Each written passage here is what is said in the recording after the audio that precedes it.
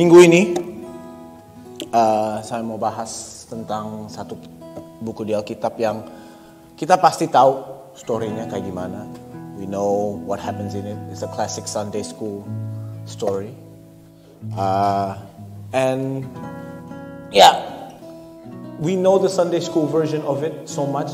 Kadang kita nggak tahu inti buku ini ada di Alkitab itu kenapa ya? We don't know why this book is in the Bible.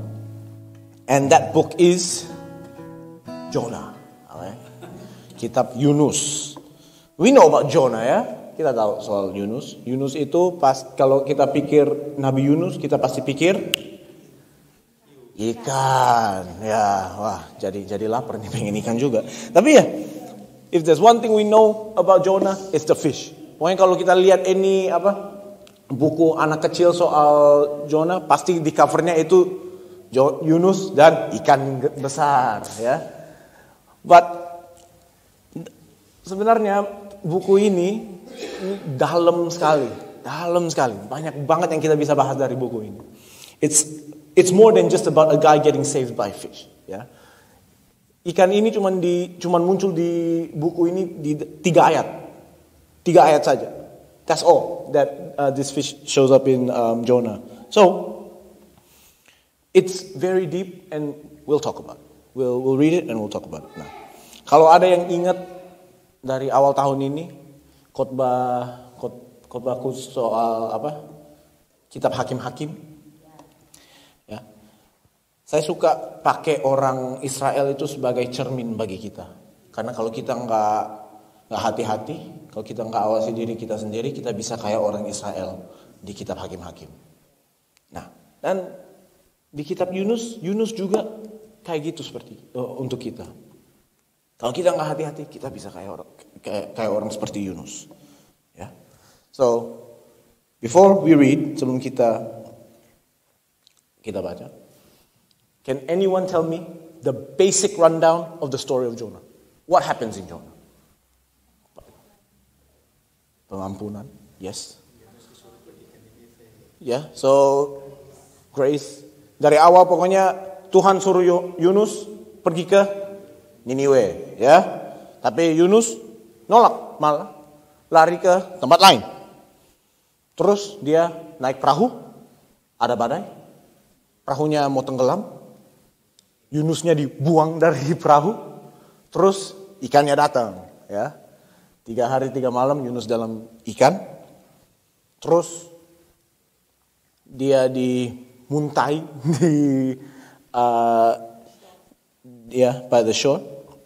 Terus Tuhan lagi suruh dia ke Niniwe. Kali ini dia ikut maunya Tuhan, dia ke Niniwe. Dia ke sana, khotbah, terus semuanya selamat. Rata-rata gitu kan, yang kita tahunya. Is that the end of the book? Not quite, right? Itu cuma Yunus 1 sampai 3. Ada Yunus pasal 4 ini yang jarang banget kita lihat di buku-buku Sunday School atau dibahas di Sunday School atau ya kadang kita lupa aja ada Yunus pasal 4 ini. But that's where the main thing is. So, we'll go through the book and we'll see. Nah, konteksnya Yunus is important supaya kita tahu. Yunus itu orang apa? Profesi Yunus apa? Nabi ya. He's a prophet. Dia nabi dari kerajaan utara Israel. Jadi kalau ingat the history of sejarah Israel setelah Raja Salomo itu dibagi 2 ya. Ada kerajaan di utara, ada kerajaan di selatan. Nah, dia adalah nabi dari kerajaan utara. Jadi kerajaan Israel waktu itu. Nah, jadi itu Yunus ya, nabi dari Israel. Niniwe itu kota apa? Kenapa Niniwe penting banget? What's so important about Nineveh? Is it just some random city that God picked karena banyak orang jahat di situ? Kenapa Niniwe jahat? Ada yang tahu? Mungkin? No? Jadi Niniwe itu adalah ibu kota kerajaan Asyur. Kalau ada tahu, it's the capital city, the biggest city of the Assyrian Empire. Nah, ini penting kan? Karena kerajaan Asyur pada waktu itu sedang di dalam proses untuk menguasai dan menaklukkan negara-negara yang di sekitarnya. Jadi kalau kita lihat sekarang di peta, kan kerajaan Israel itu sekarang di Israel atau Palestina. Oh, very political, yes. Yeah, whatever you want to call that area. Jadi kerajaan Asyur mungkin itu ada di Irak lah sekarang ya. Jadi di daerah situ ada banyak kerajaan Asyur ada di situ. Nah, pada waktu ini kerajaan Asyur lagi mau kemana-mana, mau ambil mau naklukkan sebanyak negara yang mereka bisa. And kalau kita fast forward setelah kitab Yunus, kita tahu bahwa pada akhirnya kerajaan Asyur ini yang akan membawa kerajaan utara Israel ini ke dalam exile, to Assyria. Kita bisa baca itu di 2 Raja-Raja 17 ayat 6. Let's just read it. Just so we know what Assyria atau kerajaan Asyur ini what it's about and the relationship between Israel and dalam tahun ke-9 zaman Hosea, maka Raja Asyur merebut Samaria. Ia mengangkut orang-orang Israel ke Asyur ke dalam pembuangan dan menyuruh mereka tinggal di hala di tepi sungai Habor, yakni sungai negeri Gozan dan di kota-kota orang Madai. And so on and so forth ya. Jadi Asyur ini adalah musuhnya orang Israel. Dan orang Israel juga agak takut kalau lihat negara Asyur. They're like, oh, their word, they might take us at any time. Jadi at this time di kitab Yunus, Israel sama Asyur, it's a bit like they're enemies ya, they're enemies, konflik. Mungkin kayak Israel Palestina sekarang, Israel Iran, Ukraina sama Rusia. They don't get along. You're not gonna get someone from Ukraine to preach in Russia. Gak mungkin. Yeah, you're not gonna get someone from Israel to preach in Palestine. They hate each other. Yeah. But, before the but. So, Niniwe, kota Niniwe itu kota terbesar di kerajaan Asyur. Ibu kotanya. The most amount of people, of Assyrian people is in Nineveh. So, let's start reading in Jonah and see what does God tell this prophet from Israel to go do. Ya kan? Mari kita lihat di Yunus pasal 1 ayat 1. Kita baca sampai ayat 3 dulu. Datanglah firman Tuhan kepada Yunus bin Amitai. Demikian. Bangunlah, pergilah ke Niniwe, kota yang besar itu. Berserulah terhadap mereka karena kejahatannya telah sampai kepadaku. Nah, jadi kalau kita stop di ayat 2 tadi. Jadi Yunus dengerin. Yunus dengerin dari Tuhan. Nus, lu pergi ke Niniwe situ. And then Jonah must be thinking like, loh, gimana nih Tuhan? You know orang Niniwe kayak gimana? You tahu orang Asyur sebenarnya kayak gimana? Masa gua ke Niniwe? You know? They don't like him. He doesn't like him. He won't like him. So let's read chapter 3. We have that assumption in mind, ya. Tetapi Yunus setelah dengar firman-Nya Tuhan, tetapi Yunus bersiap untuk melarikan diri ke Tarsis, jauh dari hadapan Tuhan. Ia pergi ke Yafo dan mendapat di sana sebuah kapal yang akan berangkat ke Tarsis. Ia membayar biaya perjalanannya, lalu naik kapal itu untuk berlayar bersama-sama dengan mereka ke Tarsis, jauh dari hadapan Tuhan. Kenapa Yunus larikan diri? Dia nabi loh. Dia udah dengar apa yang Tuhan mau dia bikin, tapi dia pilih untuk lari. Kenapa? Ya mungkin takut. Yang kalau kita tahu konteksnya, ya kita bisa asumsi bahwa ya dia takut ke Niniwe, karena Niniwe itu ya orang Asyur. Mungkin kalau dia ke sana dia langsung dibunuh atau gimana. Atau mungkin Yunus nggak suka dengan orang Niniwe dan dia memang nggak mau lihat orang Niniwe sama sekali, nggak mau lihat orang Asyur. Like, I'm not going to Nineveh, I hate them so much. Mungkin dia kayak gitu. Nah, nanti pas kita baca kita bakal lihat kenapa dia mau lari dari Tuhan, kenapa dia tidak mau ke Niniwe. Ya. Tapi apapun alasannya, he's gone. Ya, God told him to go Nineveh, he's gone to Tarsis. Ya. Nah, just to highlight betapa tidak maunya Yunus mau ke Niniwe. Ada yang tahu Tarsis di mana nggak? The opposite way, ya. Jadi kalau Israel sini, kan Niniwe, kalau Israel ke Irak kan itu ke timur, ya. Kalau you guys lihat ke timur, ya. Israel ke Irak, Niniwe timur. Tarsis ke barat. Nah, tahu sejauh barat apa nggak Tarsis itu? I thought ya mungkin naik perahu ya ke atas mungkin ke Turki ya, tapi ternyata itu Tarsus, yaitu tempat lahirnya Paulus ya, Tarsus. Tapi ini Tarsis. Aku cek, Tarsis itu di mana? Ternyata Tarsis itu di Spanyol. Di Spanyol, all the way at the edge. That's where Jonah wanted to go. As far away from Nineveh as he can. Sejauh-jauh mungkin. That's how much he didn't want to go. Ya.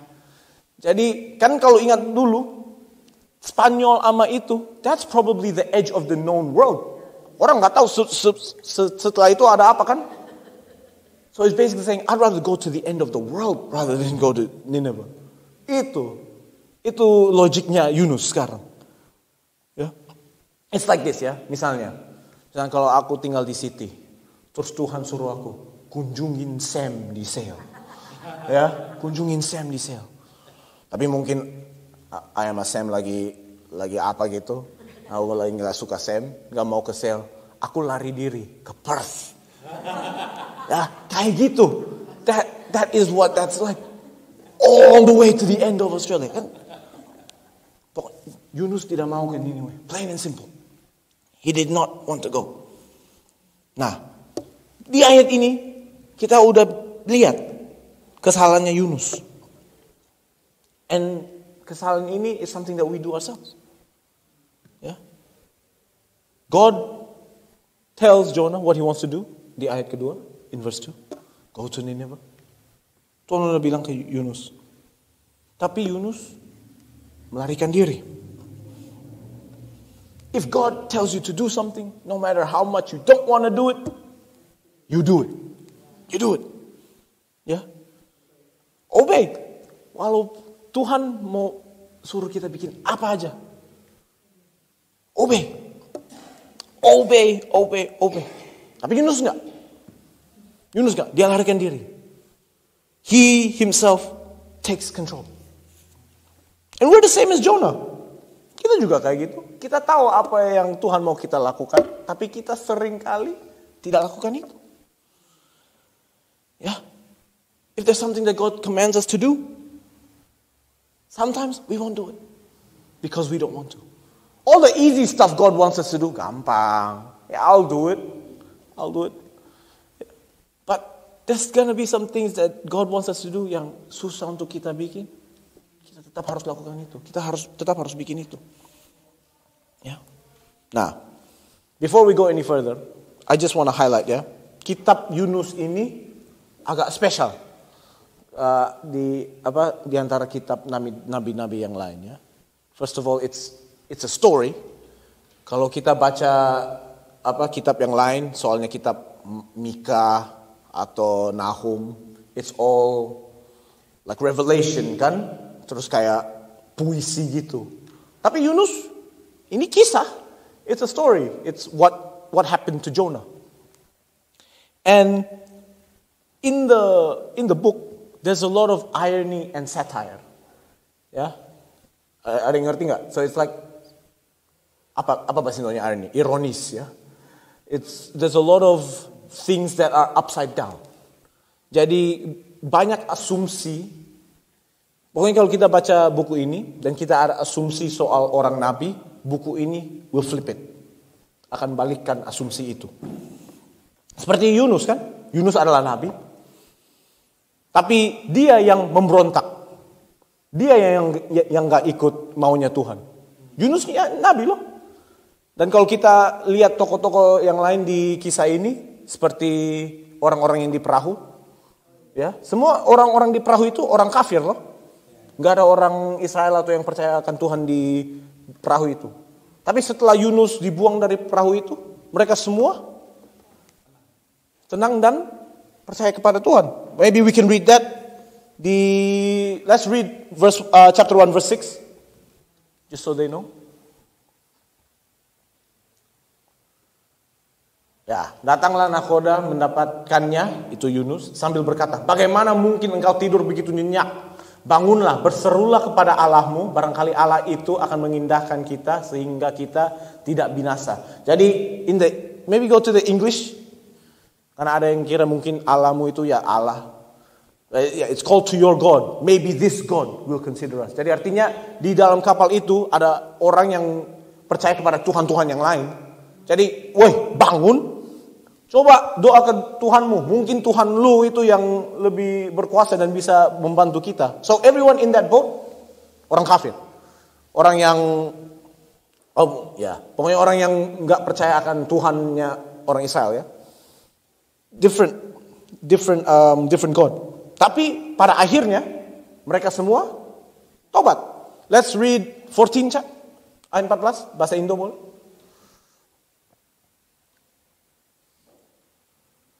Lalu berserulah mereka kepada Tuhan. Ini sailor-sailor orang lain yang di kapal itu ya. Katanya, ya Tuhan, janganlah kiranya engkau biarkan kami binasa karena nyawa orang ini. Dan janganlah engkau tanggungkan kepada kami darah orang yang tidak bersalah. Sebab engkau, Tuhan, telah berbuat seperti yang kau kehendaki. 15. Kemudian mereka mengangkat Yunus lalu mencampakkannya ke dalam laut. Dan laut berhenti mengamuk. Ayat 16. Orang-orang itu menjadi sangat takut kepada Tuhan, lalu mempersembahkan korban sembelihan bagi Tuhan serta mengikrarkan nazar. So, in the end, mereka tobat akan Tuhan. Orang-orang yang tidak percaya, akhirnya percaya. Sama dengan orang Niniwe kan, kita juga pada akhirnya di kisah ini, orang Niniwe juga semuanya bertobat. Sampai sapinya juga bertobat. Ya.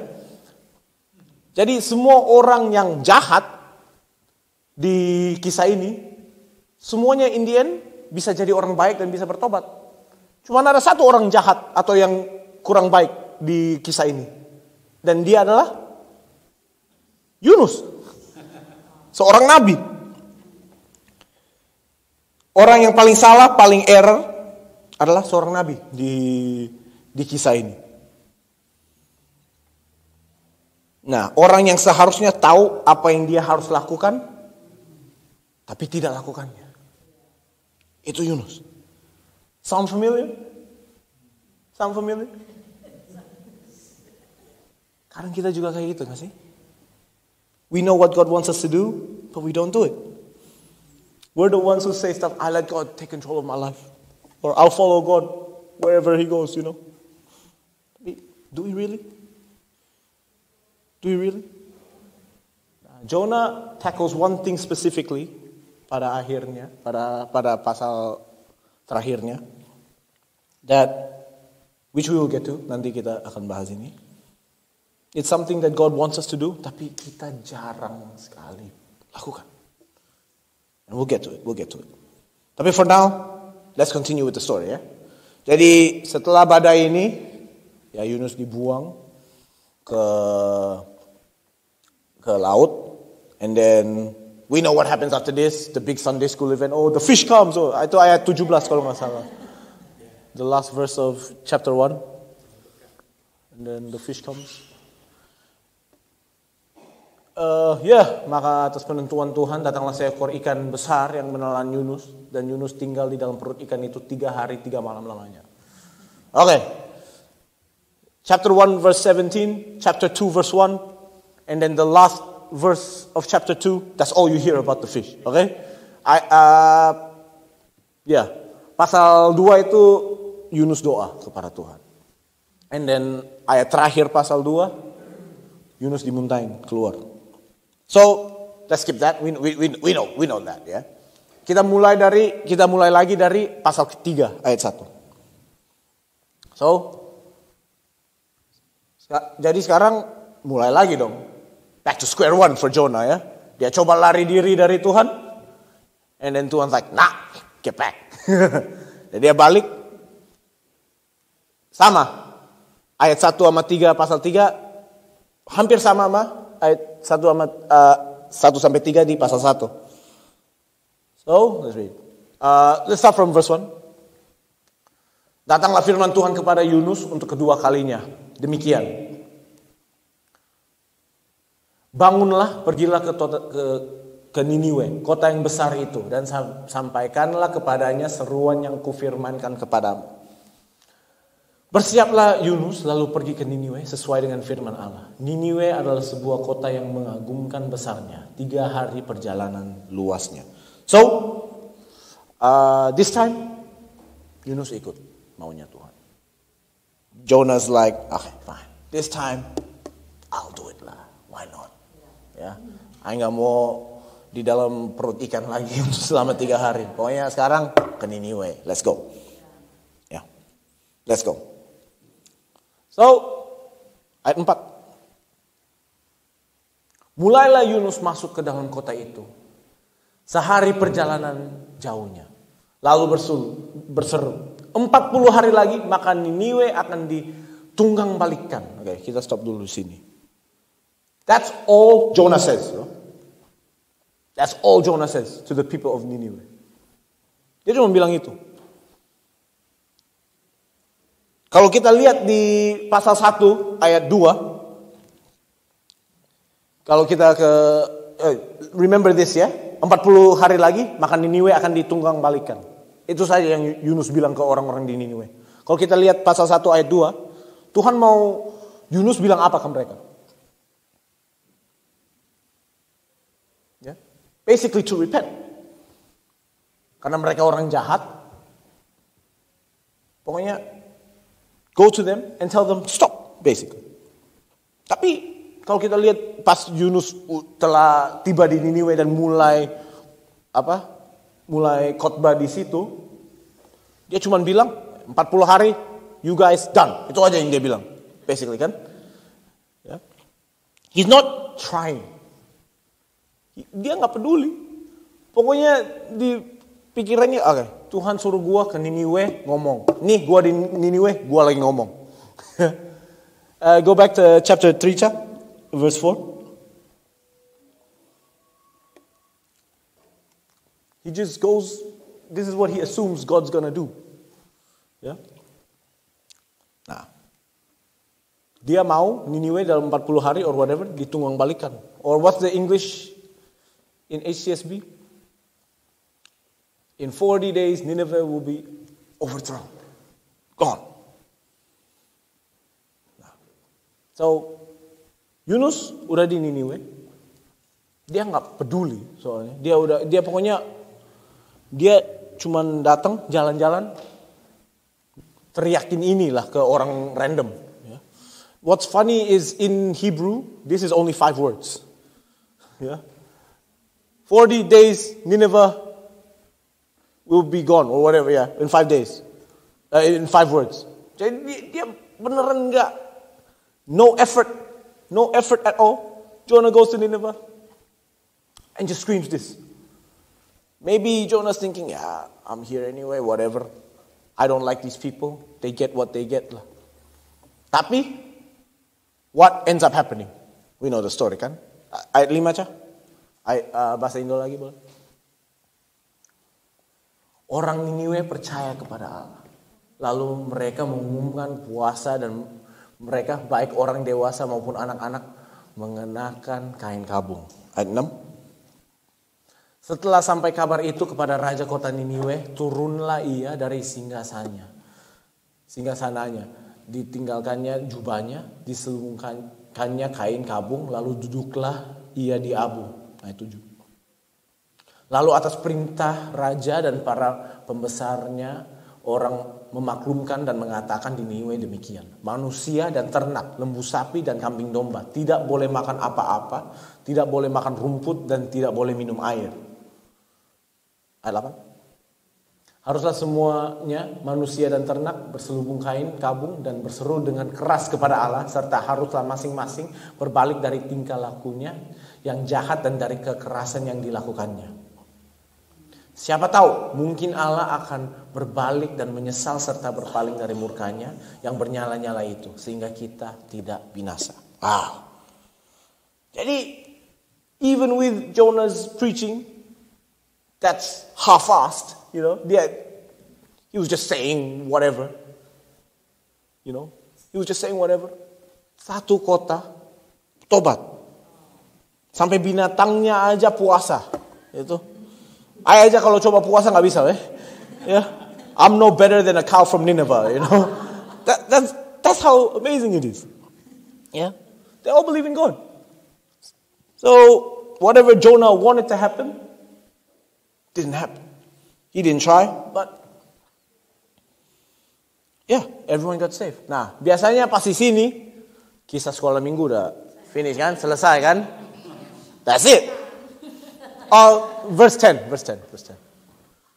So verse 10. Ya, ketika Allah melihat perbuatan mereka itu, yakni bagaimana mereka berbalik dan tingkah lakunya yang jahat, maka menyesallah Allah karena malapetaka yang telah dirancangannya terhadap mereka, dan ia pun tidak jadi melakukannya. Okay. Wow. What a great story about grace. Yeah? Nah, this is the end of the Sunday school version.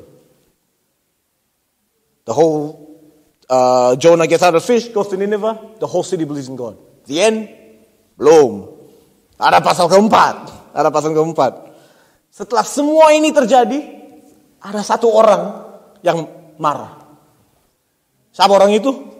Yunus. Let's read.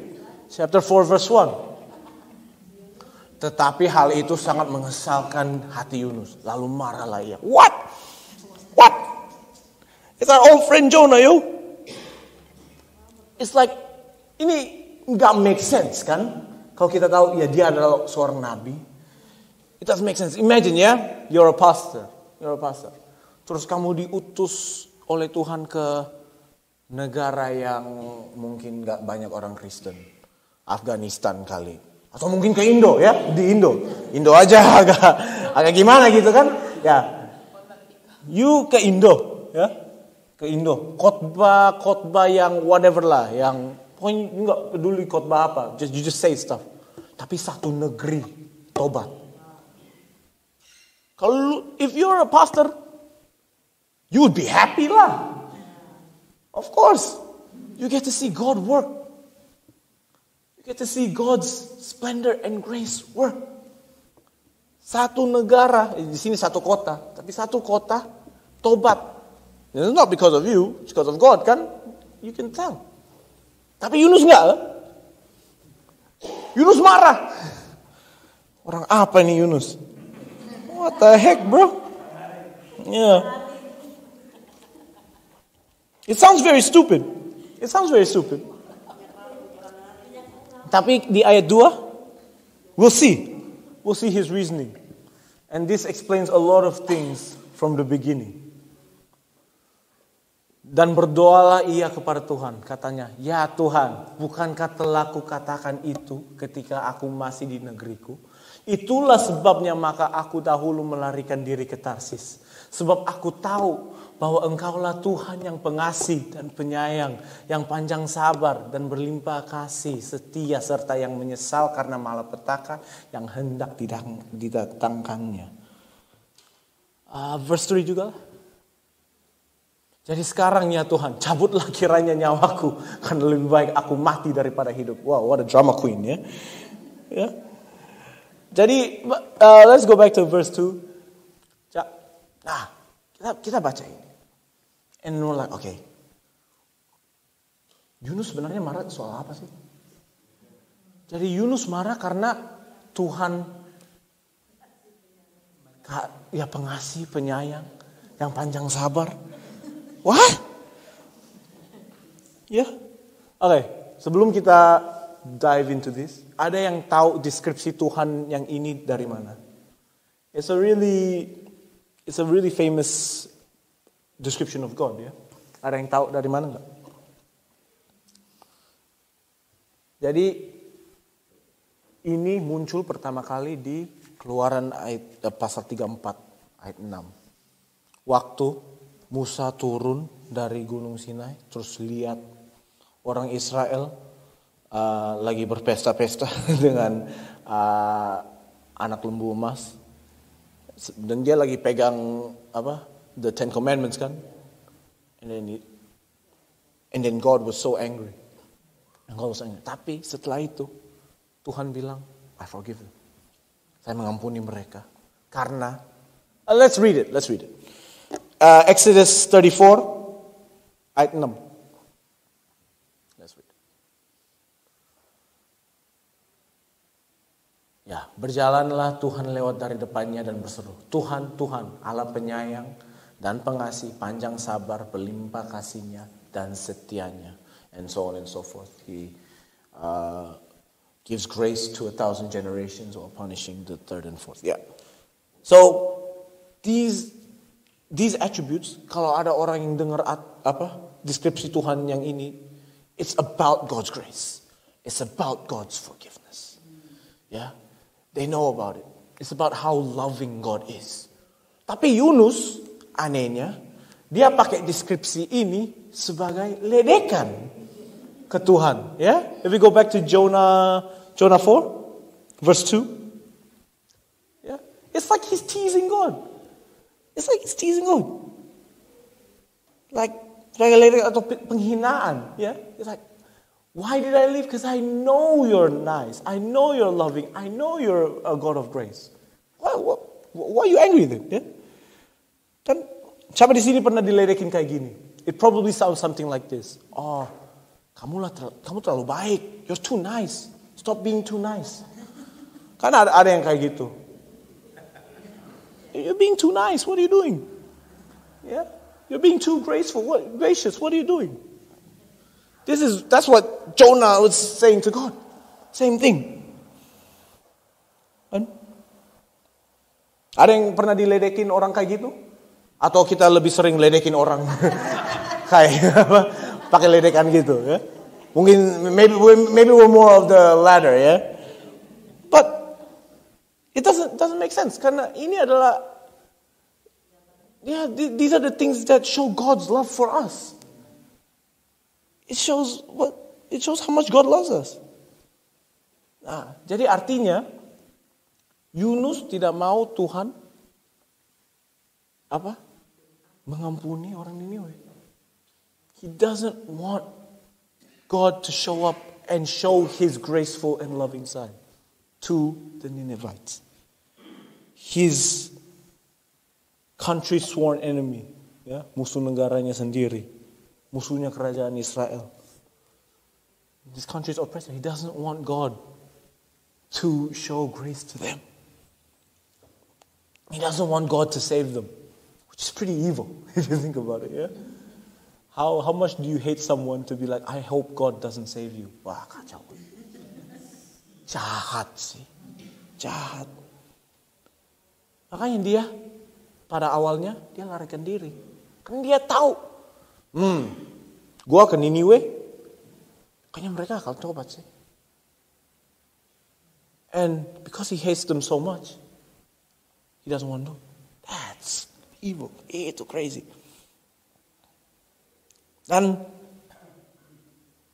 the crazy thing is, kita juga kayak gitu. Kita juga kayak gitu kadang-kadang. Yeah. Let me ask you this question. Is God on our side? Yes dong. Of course lah. Apakah Tuhan ada di pihak kita? Iya. Sungguh yes, of course. Yeah. Of course yes. Tapi kita juga harus realize ini. Tuhan juga ada di pihak orang yang kita tidak suka. Yeah. And even more like bombastic statement is God is on the side of our enemies as well. Enemies on earth, ya. Kalau enemy kayak dosa sama yang spiritual enemy, ya tentu saja tidak. Tapi the people we don't get along with here, the people we may hate, the people that hate us, God is on their side as well. What? Masa? Atau God's fighting for us. We will not be shaken, we will not be moved. Itu lagunya Darlene atau apa ya? Ya. What? Masa? Sort of like this ya. Imagine you work in a company, kerja di sebuah perusahaan yang manajernya mungkin ayah kita sendiri ya. Manajernya ayah kita sendiri. And we're in a pretty high position. Nah, tapi ada satu karyawan ini yang pokoknya disrespectful banget lah. You disrespect you, lie about you, whatever. Not a good person and not a good worker either. And you would think, ya, bapak lu manager, ya udah suruh bapak lu pecat dia aja. You would think that's what's gonna happen, right? Tapi enggak, malah bapak lu promote orang ini sejajar one position as you. We would think that's not fair. That's not fair. You'd be angry. I'd be angry.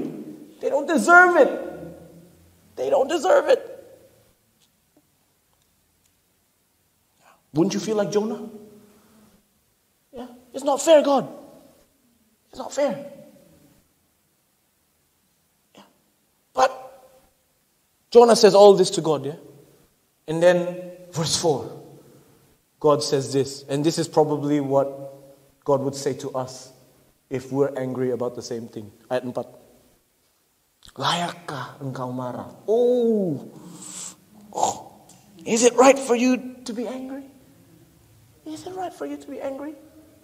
If it seems unfair that God loves your enemies as well? What are you angry about? Kenapa marah? Tuhan kasih dia belas kasihan sama yang Tuhan kasih kamu. Why are you angry? Why are you angry? Ya. Nah, Yunus kayaknya masih marah banget. Ya. He doesn't answer God. So if let's keep reading ayat 5. Ayat 5. So he just continues on with his day. Nah. So because of this, Tuhan ya pilih untuk mainin Yunus dikit lah. He plays with Jonah a little bit. Yunus telah keluar meninggalkan kota itu dan tinggal di sebelah timurnya. Ia mendirikan di situ sebuah pondok dan ia duduk di bawah naungannya menantikan apa yang akan terjadi atas kota itu. So even after all that happens, Yunus masih berharap loh. Bisa aja Tuhan change his mind nih. Mungkin mereka bakal dihabiskan juga mungkin. Jadi dia tunggu. Dia masih tunggu. So wait for it. Ayat 6. Ya. Lalu atas penentuan Tuhan Allah, tumbuhlah sebatang pohon jarak melampaui kepala Yunus untuk menaunginya. Agar ia terhibur daripada kekesalan hatinya. Yunus sangat bersukacita karena pohon jarak itu. Ayat 7. Tetapi keesokan harinya ketika fajar menyingsing, atas penentuan Allah datanglah seekor ulat yang mengerek pohon jarak itu sehingga layu. Segera sesudah matahari terbit, maka atas penentuan Allah bertiuplah angin timur yang panas terik sehingga sinar matahari menyakiti kepala Yunus. Lalu rebalah ia lesu dan berharap supaya mati. Katanya, lebih baiklah aku mati daripada hidup. Wah, he's a drama queen, man. Dia berapa kali di kisah ini pengen mati aja. Ya. Dari perahu aja kan ada badainya, dia suruh orang di perahu. Wah, buangkan aku saja. I know if I die, it'll be fine. Jadi buangkan aku saja. Wah. Terus awal pasal ini, lebih baik aku mati daripada hidup. Wah. Calm down, bro. Calm down. Oke. Okay. Nah, jadi Yunus marah lagi kan? Kayaknya ya Yunus is the angriest guy in the world. Ya, tadinya dia marah soal orang Niniwe, sekarang marah soal ya pohon kecil ini. Jadi di ayat 9, God asked the same question in verse 4, but he changes it, ya. Tetapi berfirmanlah Allah kepada Yunus, layakkah engkau marah karena pohon jarak itu? Jawabnya, sekarang dia jawab. Tadi dia enggak. Sekarang dia jawab, selayaknya lah aku marah sampai mati. Wah, pengen mati terus loh. Ya dah. Marah sampai mati. Nah, the next 2 verses is God's response. And I think it's pretty beautiful. Ayat 10. Lalu Allah berfirman, engkau sayang kepada pohon jarak itu, yang untuknya sedikit pun engkau tidak berjerih payah, dan yang tidak engkau tumbuhkan, yang tumbuh dalam 1 malam dan binasa dalam 1 malam pula. Ayat 11. Bagaimana tidak aku akan sayang kepada Niniwe, kota yang besar itu, yang berpenduduk lebih dari 120.000 orang, yang semuanya tak tahu membedakan tangan kanan dari tangan kiri, dengan ternaknya yang banyak. Wow. Ya. Ini yang Yunus nggak bisa terima. Ini ayat 11 ini. Yunus nggak bisa terima ini. Musuhnya Yunus sendiri, musuhnya Israel, satu negara sendiri. Tuhan bilang ke Yunus, aku sayang akan mereka. Bagaimana tidak aku akan sayang kepada Niniwe? What? Dan ini juga sesuatu yang kita harus sadar. We have to recognize this as well. God's love is not just for us. Enggak dong. It's not just for me. You're not gonna come up to God and be like, God, I love you. Please, I pray for my mom, my dad, my brother, my sister, my cousin. But my enemies, you can let them die. God's love doesn't work like that. No. God's love is not just for us. If you think God's love is for you, congratulations. You make Christianity about yourself. Yeah. God's love is for everyone, including our enemies. Musuh kita juga. Yeah. This is how the book ends, by the way. Yeah. This is how the book ends. Let's see what Jesus has to say about this. Yeah? So we know that God loves our enemies.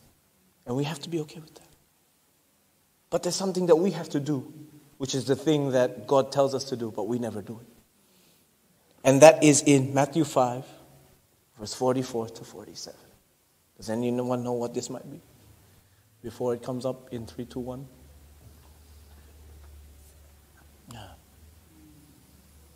Tetapi aku berkata kepadamu, kasihilah musuhmu dan berdoalah bagi mereka yang menganiaya kamu. Oh. Anyone done that recently? I don't know. Anyone done that recently? Ayat 45. Karena dengan demikianlah kamu menjadi anak-anak Bapamu yang di sorga, yang menerbitkan matahari bagi orang-orang yang jahat dan orang yang baik, dan menurunkan hujan bagi orang yang benar dan orang yang tidak benar. Oh. Ayat 46.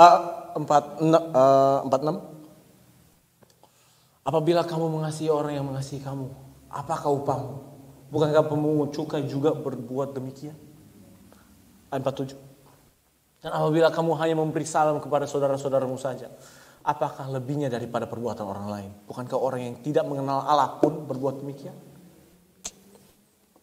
Wah, this is tough, man. This is one of the things that God tells us to do. We don't usually follow it. That's why we end up like Jonah. Daripada kita doain musuh kita atau mengasihi musuh kita, kita ke Spanyol. Kita melarikan diri. Kita melarikan diri. We don't want this responsibility. Kita nggak mau bikin ini. We want to avoid it.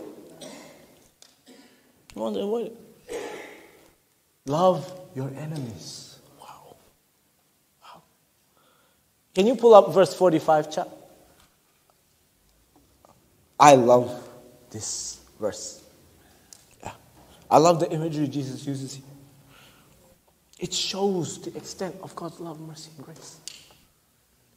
Bapamu yang di surga yang menerbitkan matahari bagi orang yang jahat dan orang yang baik. Menurunkan hujan bagi orang yang benar dan orang yang tidak benar. He treats non-believers and believers the same. People who love Him and hate Him the same. Basically means the reason why we love our enemies is because God loves them as well. Kita sayang dan mencintai musuh kita karena Tuhan juga demikian. Kita nggak boleh lupa bahwa kita juga dulu orang yang jahat, orang yang jatuh dalam dosa, orang yang perlu kasihnya Tuhan. God's love doesn't have an expiry date. We think that God's expiry date finishes when He met us. Itu sombongnya kita kadang. God loves me. God gives all this endless love to me. But now it's too late for you, bro. It's not like that. Yeah. We need grace and love just as much as them. Just as much as the people we hate. Just as much as the people who hates God. Makanya kita nggak boleh kayak Yunus. Kita nggak boleh marah kalau musuh kita dapat belas kasihan. Yeah. We can't be angry if our enemies get grace. Yeah.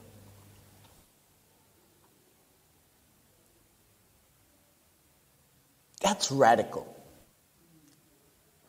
That is a different way of thinking. Misalnya ya, if I were to put you in these shoes. Sekarang lagi ada kasus di Melbourne soal childcare. Ada yang tahu? 1,200 anak across 10 years sexually abused by 2 people.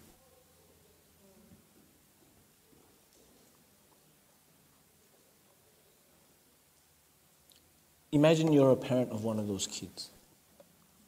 What would you want to have done to those people? You would want them to be hanged, killed, beaten up, whatever, kan? Ya kan? That's what we'd want to happen to them. But Jesus tells us to do the opposite. Jesus tells us to love them and pray for them.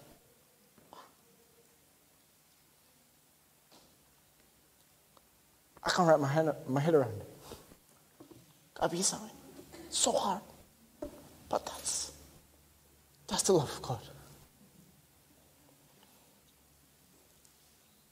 Yeah, that's the love of God.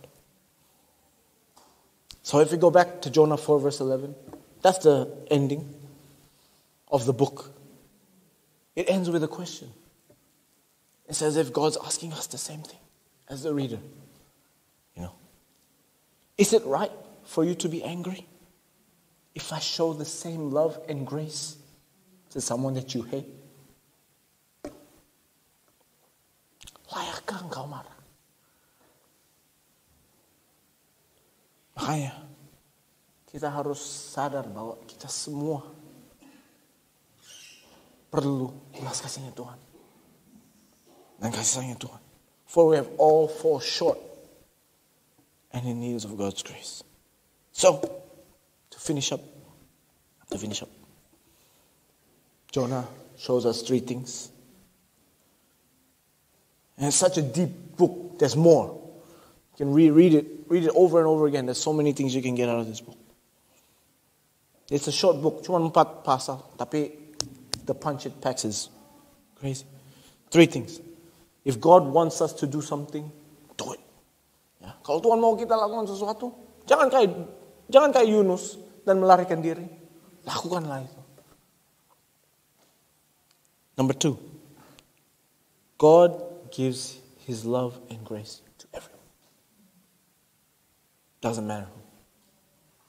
And number 3. We are to love our enemies as God does. Those are the things that we have to take from this. Thank you. Tuhan Yesus memberkati.